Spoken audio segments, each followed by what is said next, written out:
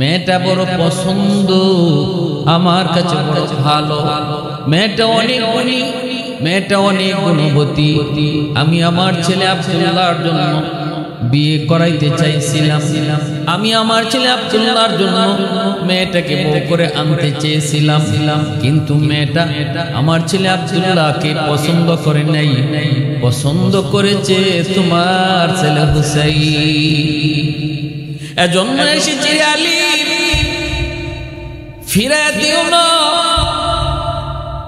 অনেক গুণী, অনেক গুণবতী, তার গুণের প্রধান গুণ হলো ঈমান গ্রহণ করেছে 6 বছর বয়সে, আর ঈমানের পরীক্ষা দিয়েছে 12 বছর। ঈমান আনছে 6 বছর, ঈমানের পরীক্ষা দিয়েছে 12 বছর। আল্লাহ পাক রব্বুল আলামিন কয় আহাসিবান নাসু আইয়ুতরাকু আইয়াকুলু আমান্না ওয়া হুম লা ইফতানুন। আল্লাহ পাক রব্বুল আলামিন কয় কেউ যদি তোমরা কও আমি ঈমানদার, আমি মুমিন, অথচ আমি ঈমানের পরীক্ষা নেব না, হতেই পারে না, হতেই পারে না। বলবা আমি মুমিন, অবশ্যই তোমাকে ঈমানের পরীক্ষা দেওয়া লাগবে। এরে আলী, ঈমান এনেছে 6 বছর বয়সে, পরীক্ষা দিয়েছে 12 বছর। এমন একজন যুবতী মেয়ের জন্য আমি তোমার ছেলে হুসাইনের বিয়ের ব্যাপারে গটকালি করতে এসেছি।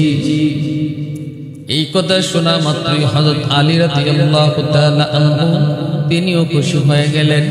বলতেছেন এমনই যদি হয় তাহলে তো আমারও বিশ্বাস আমার পুত্রবধূটা অনেক গুণী, অনেক গুণী হবে, তাহলে আমিও তো খুশি।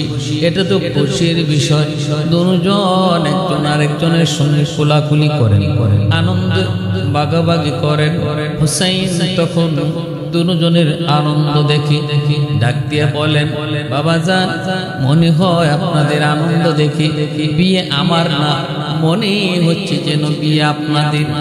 বিয়ে করব আমি, আনন্দ করেন আপনারা।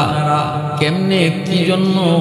হযরত ওমর বলতেছেন, আর হুসাইন, আমি তোমার মুরব্বী, তোমার আব্বা তোমার মুরব্বী, আমি পছন্দ করেছি, মেয়েটা বড় ভালো, এজন্য আমি প্রস্তাব নিয়ে এসেছি। অনেক গুণ, অনেক গুণ, তার অনেক আদর্শ বলে শেষ করা যাবে না। হুসাইন বলেন, অবশ্যই আপনি আমার মুরব্বী, কিন্তু বিয়ে করব তো আমি। আপনি যদি বলেন ভালো, তাহলে তো এটাই ফাইনাল নয়, আমার ভালো বলতে হবে। কারণ আমি গত রাতে স্বপ্নে দেখেছি, আমার নানা জানকে স্বপ্নে দেখেছি। নানার খুঁজে আমি গেলাম, যে দেখি নানার ঘরটা লাগানো, দরজা লাগানো। আওয়াজ দিয়ে বলতেছি, নানা দরজা খুলেন। নানা জান ভিতর থেকে বলতেছেন, বাইরে এখন খোলা যাবে না, আমি জান্নাতে আছি। ঘটনা কি? নানা দরজা খুলবেন না, এখন জান্নাতে আছেন। আমি জানালার ফাঁক দিয়া তাকায় দেখি নানা জান আমার নানুর উরুতে মাথা দিয়া ঘুমাইতেছেন। আমি আওয়াজ দিয়া বলতেছি, নানা, নানুর উরুতে মাথা দিয়া ঘুমাইলে বুঝি জান্নাত হয়? আল্লাহর নবী, রহমতের নবী হুসাইনের এই কথা জবাব দিয়ে বলতেছে, ভাইরে, তোমার নানুর মতো বউ যদি কেউ পায় তাহলে ভাঙ্গা ঘরটা তার জান্নাত হয়ে যায়। আমি তখনই নিয়ত করেছি, বিয়ে যদি করি নানুর মতোই দেখে কোনদিন করব। নানা যেমন বিয়ে করেছি এমন বিয়ে করব যে বউ আসলে পরে ভাঙ্গা ঘরটাও জান্নাত হয়ে যায়। হযরত ওমর বলতেছে, হুসাইন, আমিও তোমার জন্য যে মেয়ের গটকালি করতে এসেছি, সেও কিন্তু তোমার ঘরে আসলে সেই ঘরটাও জান্নাত হবে, কারণ তার গুণের কোনো শেষ নাই, অনেক ভালো। হুসেইন বলেন, আমি সিদ্ধান্ত নিয়েছি 3টা প্রশ্নের জবাব যেই মহিলা দিতে পারবে আমি তাকে বিয়ে করব। কয়টা? 3টা প্রশ্নের জবাব যদি সে দিতে পারে তাহলে আমি তার বিয়ে করব। হযরত ওমর এই কথাটা শোনা মাত্রই ওমর বলতেছেন, হুসাইন কোন 3টা প্রশ্ন একটু কওয়া যাবে? হুসাইন বলেন, এটা কেমন কথা? প্রশ্ন যখন যারে করব তার কাছে আউট হবে, এর আগে তো প্রশ্ন আউট করা যায় না। আপনার কাছে প্রশ্ন কেন বলবো? আমি তাকেই প্রশ্ন সরাসরি করব। হযরত ওমর আলী রাদিয়াল্লাহু তাআলা আনহুকে জিজ্ঞেস করেন, আলী তুমি কি হুসাইনের প্রশ্নের ব্যাপারে কিছু জানো? হযরত আলী বলেন, খলিফাতুল মুসলিমিন আমি হুসাইনের প্রশ্নের ব্যাপারে কিছুই জানি না। হযরত ওমর নিরাশ হয়ে গেলেন, হুসাইন কেমন প্রশ্ন করে, কোন ধরনের প্রশ্ন করে? অতএব বোঝা গেল আমার ঘটকালি আর এখানে চলবে। হযরত ওমর নিরাশ হয়ে তিনি চলে গেলেন, বলে গেলেন, আলী রে হয়তো আর বিয়েটা হলো না। হুসাইন কখন কেমন প্রশ্ন করবে এর তো কোনো গ্যারান্টি নেই। প্রশ্নের জবাব একটা মেয়ে কেমনে দেবে তাও তো কোনো গ্যারান্টি নেই। অতএব মনে হয় বিয়েটা আর হলো না। চলে গেলেন, মেয়েটাকে যায় বলতেছেন, মা গো আমি তোমার মনের ইচ্ছা মুআফিক হুসাইনের কাছে আমি তোমার মনের ইচ্ছা মনের বাসনা আমি পেশ করেছি। হুসাইন বিয়ে করবে, কিন্তু শর্ত দিছি 3টা। এই 3 প্রশ্ন যে জবাব দিতে পারবে তারই হুসাইন বিয়ে করবে। অতএব মা গো আমি নিরাশ হয়ে চলে এসেছি, এখনো সুযোগ, এখনো সময় আছে, আমার আব্দুল্লাহর জন্য তুমি রাজি হয়ে যাও, আমি খুশি মনে তোমাকে আমার পুত্রবধূ বানাবো। মেয়েটা বলতেছে, খলিফাতুল মুসলিমিন আপনি তাহলে একবার বলেন হুসাইনের যে আপনার ছেলে আব্দুল্লাহ অনেক দামি, অনেক সম্মানী, অনেক মুত্তাকি, অনেক পরহেজগার, বলেন আপনি। হযরত ওমর কয়, না এটা হতেই পারে না, হুসাইন আমার ছেলে আব্দুল্লাহর চেয়ে অনেক অনেক অনেক অনেক দামি, অনেক সম্মানী, অনেক মুত্তাকি। যদি এমনই হয় তাহলে আমি হুসাইনকে চাই। আপনি যা বলেন, যে কোনো 3টা প্রশ্ন যদি হুসাইন আমাকে করে আমি প্রশ্নের জবাব দিতে রাজি আছি। অর্ধ পৃথিবীর বাদশাহ ওমর আবার অবাক হয়ে বলেন, মা এটা কেমন কথা? কেমনে তুমি সাহস করেছো? কোন ভরসায় তুমি এমন কথা বলেছো? যুবতী মেয়েটা তখন বলতেছে, আমিরুল মুমিনিন আমি যদিও প্রশ্নের উত্তর পারবো কি পারবো না কোনো গ্যারান্টি নেই, কিন্তু আমার আল্লাহ সব পারেন। মানুষ যা পারে না আল্লাহ তা পারেন, এর ভিতরে তো কোনো সন্দেহ নাই। অতএব না না কোনো সন্দেহ নেই, আমি প্রশ্নের জবাব দিব, ইনশাআল্লাহ আমি প্রশ্নের জবাব দিব। আল্লাহ যদি চান আপনি যা বলেন। হযরত ওমর তিনি আসলেন আলী রাদিয়াল্লাহু তাআলা আনহুর কাছে, আয়েশা বলতেছেন, আলী তারিখ ধার্য করো। কই কিসের? কই তারিখটা হলো হুসাইন 3টা প্রশ্ন করবে, আর এই প্রশ্নের জবাবটা ওই মেয়ে সে দিয়ে দিবে। কোন কি? বল হ্যাঁ। কি কইছে? কয় আল্লাহ যদি চায় তাহলে সে জবাব দিবে। কোন কাজ, যে কোনো কাজ, যে কোনো বিষয় মানুষ যখন আল্লাহর উপর পূর্ণ ভরসা করে, ওমাইয়া তাওয়াক্কাল আলাল্লাহ ফাহুয়া হাসবু, আল্লাহ বলে আমার উপর যে ভরসা করবে 100 আমি আল্লাহ তার সাথে লেনদেনও করবো 100। এজন্য আল্লাহর উপর ভরসা যার যত বেশি আল্লাহ তার সাথে ব্যবহার করবেন তত ভালো। এটা আল্লাহর উপর পূর্ণ ভরসা নিয়ে বলতেছি, ইনশাআল্লাহ আমি জবাব দেব। ভাইরা বন্ধুদের জন্য বলতেছিলাম, প্রশ্নের জবাব দিবে আর প্রশ্ন করবে হুসাইন। ডান দিকে ওমর, বাম দিকে আলী, মাঝখানে হুসাইন। মেয়েটাকে সামনে বসানো হয়েছে 18 বছরের যুবতী মেয়ে, সামনে বসানো হয়েছে অপেন মায়ের যুবক, মাঝখানে একটা কাপড় দিয়ে পর্দা, ওপেন বসানো যায় না। মেয়ে বিয়ের জন্য পছন্দ করবে শুধু ছেলে, আর কেউ পছন্দ করার শরীয়তে অনুমতি নাই, এমনকি বাবারও দেখার অনুমতি নাই। বন্ধু বান্ধব নিয়ে মেয়ে পছন্দ করার শরীয়তে কোনো বিধানই নাই। আমাদের সমাজে বিধানটা, আমাদের সমাজে রসুম হলো ছেলে কনে পছন্দ করবে, ও পছন্দ করতে যাবে, যেদিন দেখতে যাবে এদিন বন্ধু বান্ধব নিয়ে যাবে। ছেলের বাপও কয় বিয়ায় আমি আসতে পারলাম না, ছেলে যাইতেছে আর ছেলে কয়েকজন বন্ধু নিয়ে যাইতেছে, একটু ভালো করে দেখাই, ভালো করে দেখাইতে যায়, দেখা যায় ছেলে যখন জিজ্ঞেস করে বন্ধুদেরকে কি কেমন দেখলি, আসলে মেয়েটা খুব সুন্দর, সর্বলাইনে সুন্দর, তার চেয়ে তার বন্ধুর পছন্দ হয়ে গেছে বেশি। বন্ধু তখন কেমনে মেয়েটাকে নিজের কবজায় নিবে? দুস্তরা কয় না রে দোস্ত, এটা চলতো না, সুবিধা না, দেখতে ভালো না, চেহারা মায়া নাই, এই নাই সেই নাই, কোনো একটা সমস্যা দেখা বেশ লাগাই দিল। বন্ধু কয় না, আমার বন্ধু যখন পছন্দ করলো না, তাহলে এখানে আমারও পছন্দ হলো না, চলে গেল। খোঁজ নিয়ে দেখা যায় কিছুদিন পর এই মেয়েটাকে বন্ধু বিয়ে করে ঘরে উঠায় নেয়। কেন এমনটা হলো? শরীয়ত না মানার কারণে। আবার এমনও বহু অঘটন দেখা যায়, যদি বন্ধুকে বউয়ের সামনে আনা হয়, আর বন্ধুর সামনে যদি বউকে আনা হয়, বন্ধুকে যদি চা পান করানো হয়, অনেক জায়গায় বন্ধুর সাথেও অঘটন ঘটে যায়। এজন্যই শরীয়ত বলে বিয়ের দিন বন্ধু তো দূরের কথার যুবক, নিজের বাবাকেও পর্যন্ত বিয়ের দিন, বিয়ে করার আগে কনে পছন্দ করার দিন দেখানো যায় না। বিয়ের আগ পর্যন্ত ছেলে ছাড়া আর কেউ দেখতে পারে না, দেখতে পারে শুধু মেয়েরা, কোন পুরুষ দেখতে পারে না। সামনে আনা হয় মেয়ে, 18 বছরের যুবতী মেয়েটাকে সামনে বসানো হয়, আর এই পাশে চাদরের এই পাশে হুসাইন, ডান দিকে ওমর, বাম দিকে আলী বসে আছেন। প্রশ্ন হবে 3টা, জবাব দেবে মেয়েটা।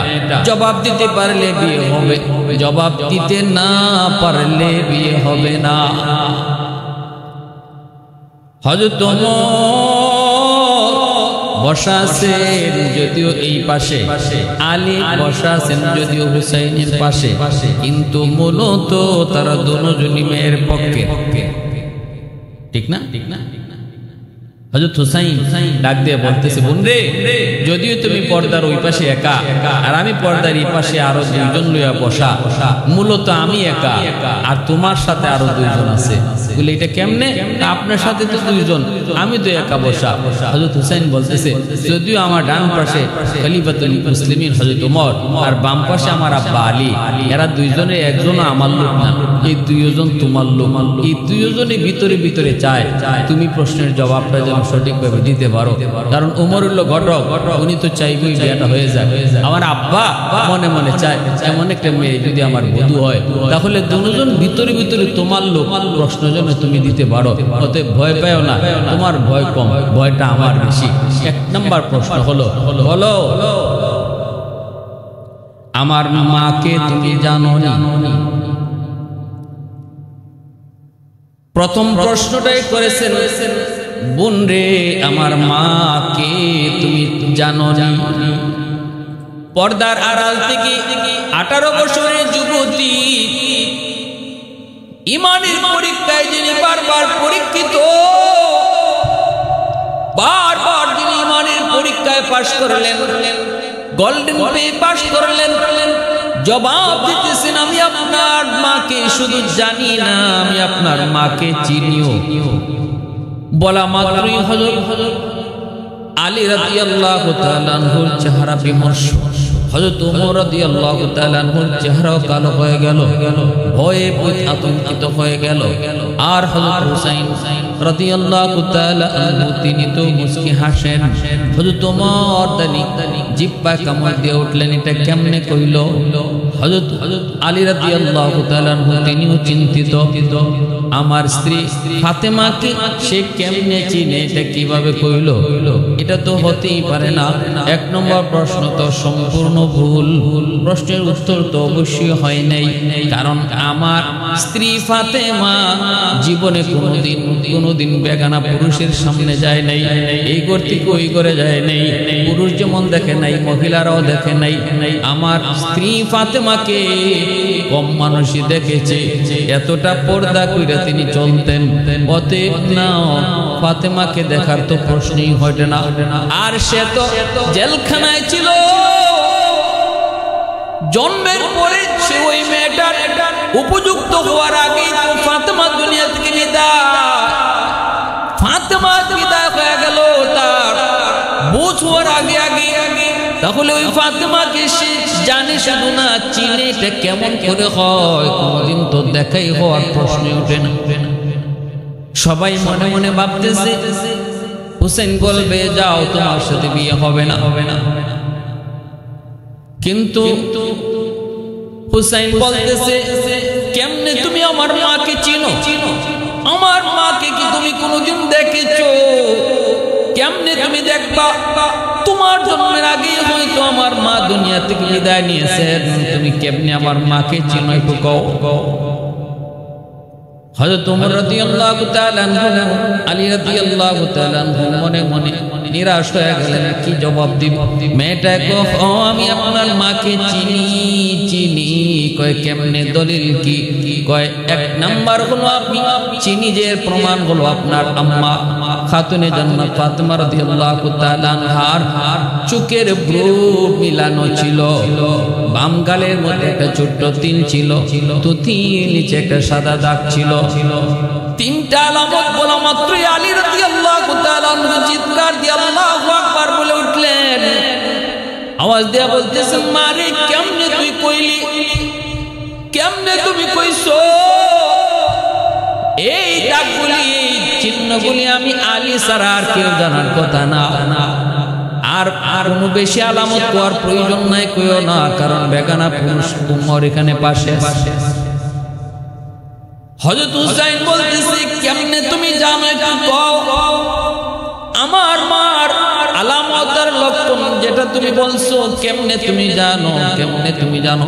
মেয়েটা তখন আমি যখন রোম সম্রাটের অধীনে জেলখানায় বন্দী ছিলাম, 6 বছর বয়সী যখন আমার জেলখানায় বন্দী করা হলো, সকালবেলা নির্যাতন, বিকালবেলা নির্যাতন করা হতো।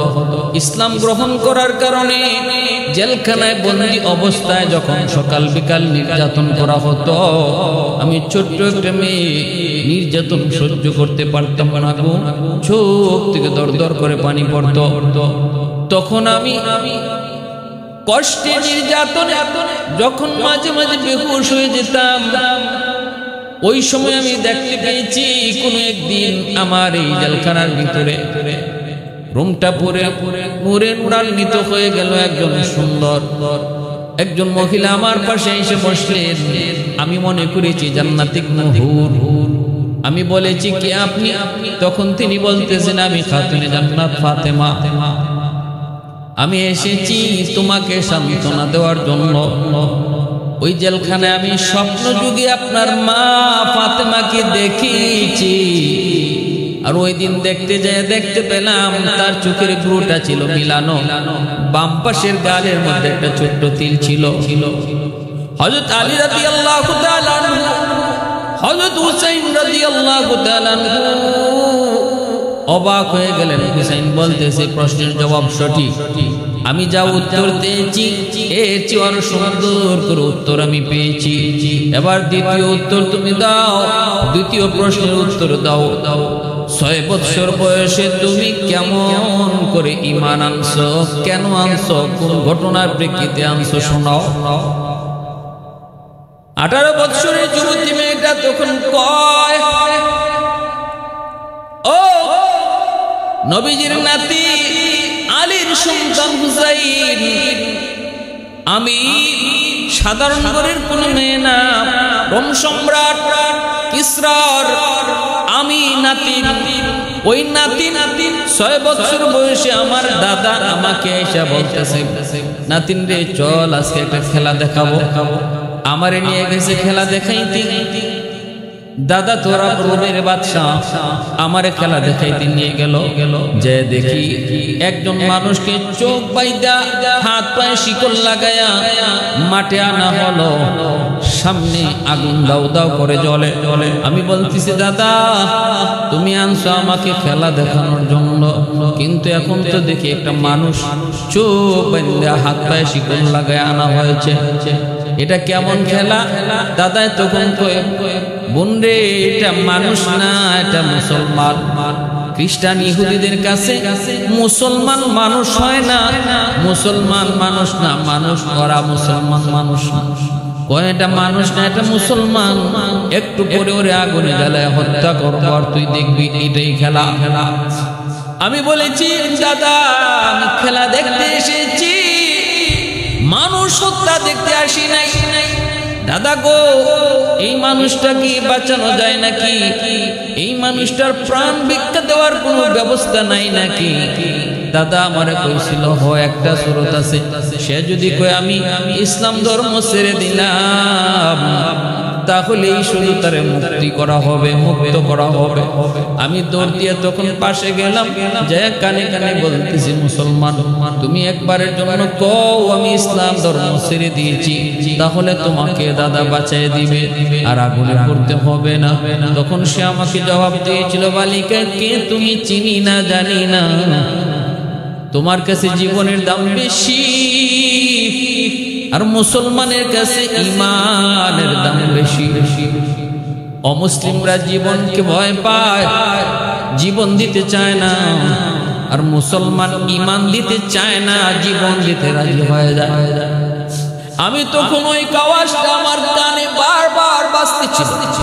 দাদার কাছে ফিরে এসেছি, চোখের সামনে ওই মুসলমানকে আগুনে জাপ দিতে দেখলাম, আগুনে পোড়াইতে দেখলাম। ঈমান দিল না, জীবন দিল। আমি ছোট্ট মেয়েটা তখন চোখটা এইভাবে হাত দিয়া আমার চোখটা ঢাইকা রাখছি। আমি ছোট মানুষ ভয় পাইছি, আমি চোখ দিয়া দেখতে পারি নাই, হাত দিয়ে আমার চোখটা এইভাবে ঘুরে রাখলাম। ওই সময় যে আমি চোখটা ঘুরে রাখছি, চোখ বন্ধ করে হাত দিয়ে ঘুরে রাখছিলাম, তখনই আমি একটা আওয়াজ পেয়েছি আমার কানে, লা ইলাহা ইল্লাল্লাহ মুহাম্মাদুর রাসূলুল্লাহ। কালেমার আওয়াজটা আমি তখনই পেয়েছি। ওই 6 বছর বয়সে কালেমার নূর আমার অন্তরে ঢুকছে।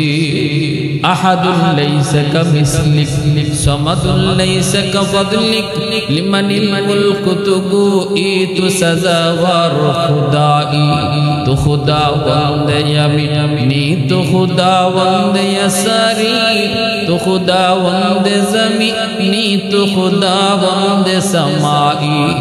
तू रहीमी तू करीमी तू समीई तू बसीरी तू मुइज़्ज़ी तू मुज़िल्ली तू मलिकिल अर्श बजाई। बरी अज़ चूब चिराई बरी अज़ सूरत रंगी बरी अज़ इज़्ज़निया ज़ी बरी अज़ कीम उम्मीदी बरी अज़ फुरतन ओ खुफ्तन बरी अज़ तोहमत मरदन बरी अज़ कीम उम्मीदी बरी अज़ रंज बलाई। इमाम हुसैन को बोलने तुम्हार द्वितीय प्रश्নের জবাবটা বড় সুন্দর। এবার দ্বিতীয় প্রশ্ন হলো, আমার সাথে বিয়ের পর তুমি আমার সাথে যেখানে আমি যাই সেখানে তুমি থাকবা পারবানি? প্রশ্নটা শুনতে সহজ, কিন্তু এই প্রশ্ন করার পরে মেয়েটা কান্না শুরু করলো। হযরত হুসাইন ইমাম হযরত খলিফাতুল মুসলিমিন ওমর তখন বলে, মারে আগের দুইটা প্রশ্ন তুমি কঠিন শোনার পরও হালকা করে নিছো, সহজ উত্তর দিয়ে দিছো, আর এখনের প্রশ্নটা আমাদের কাছে বড় হালকা সহজ, কিন্তু তুমি কান্না করো ঘটনা কি?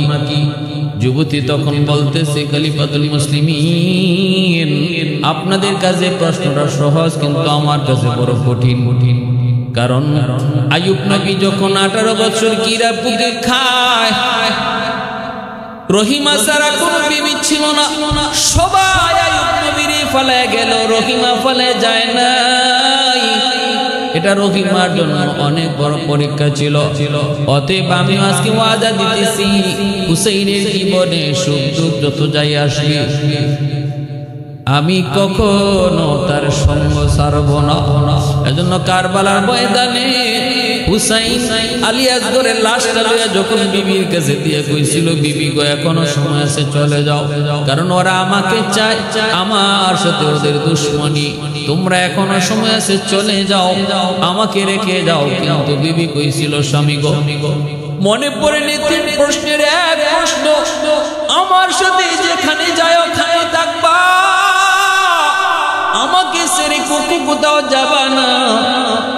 জবাব দিয়েছিলাম, ওই কথা মনে পড়েনি গো স্বামী, আজকে কারবালার ময়দানে আমি আপনাকে ছেড়ে যাব না, যাব না, আমি আপনাকে ছেড়ে যাব না, আপনাকে ছেড়ে যাব না, ওয়াদা ওয়াদাই, শুধু দুনিয়াতে না জান্নাতে আমি আপনার সঙ্গ ছাড়ব না।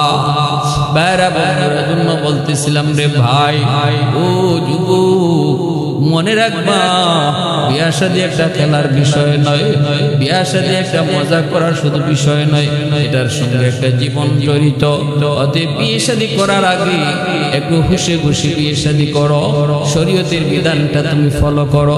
সুন্দর দিকেই শুধু লাভ দিও না, বংশ দিকে আর সম্পদ দিকে শুধু দৌড় দিও না। ফাজফার বিজাতিদ দ্বীন, আল্লাহর নবী কয়, তুমি সবার আগে দিনদারিটা দেখো, দেখো তার ভিতরে আল্লাহর ভীতি আছে না নাই, দেখো তার মধ্যে আল্লাহর ভয় ভীতি আছে না নাই, দেখো সে বাপ মারে মাইনা চলে কিনা, পর্দার ভিতরে থাকে কিনা, মুরব্বীদের সম্মান করে কিনা, এই জিনিসটা দেখো। দেখো তার মা কেমন, মা নামাজি কিনা, মা দিনদার কিনা। মা যদি দিনদার হয়, সন্তানও দিনদার হয়, মা যদি নামাজি হয়, সন্তানও নামাজি হয়। অতএব মনে রাখবা, সম্পদ দিকে শুধু বিয়ে করে খ্রিস্টানরা, আর সুন্দর দিকে বিয়ে করে ইহুদিরা।